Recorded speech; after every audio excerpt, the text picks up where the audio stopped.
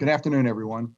I'm here to announce the completion of our withdrawal from Afghanistan and the end of the military mission to evacuate American citizens, third country nationals, and vulnerable Afghans. The last C-17 lifted off from Hamid Karzai International Airport on August 30th, this afternoon at 3:29 p.m. East Coast time, and the last manned aircraft is now clearing the airspace above Afghanistan. We will soon release a photo of the last C-17 departing Afghanistan with Major General Chris Donahue and the U.S. Ambassador to Afghanistan, Ross Wilson, aboard.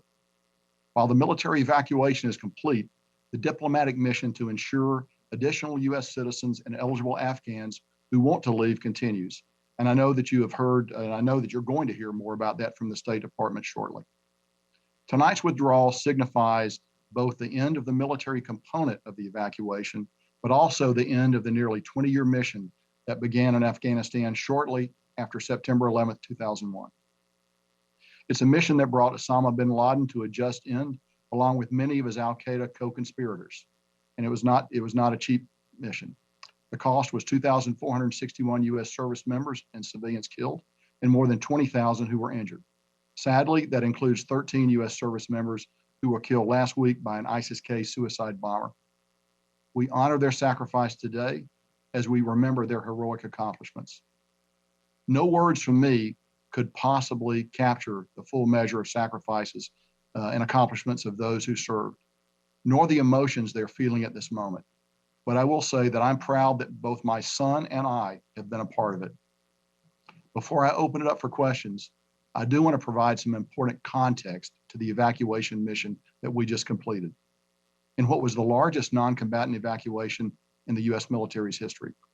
Since August the 14th, over an 18-day period, U.S. military aircraft have evacuated more than 79,000 civilians from Hamid Karzai International Airport.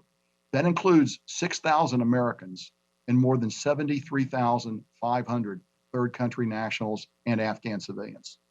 This last category includes special immigrant visas, consular staff, at-risk Afghans, and their families.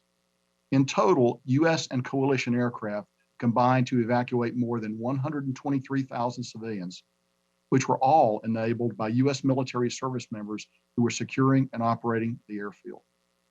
On average, we have evacuated more than 7,500 civilians per day over the 18 days of the mission, which includes 16 full days of evacuations, and more than 19,000 on a single day.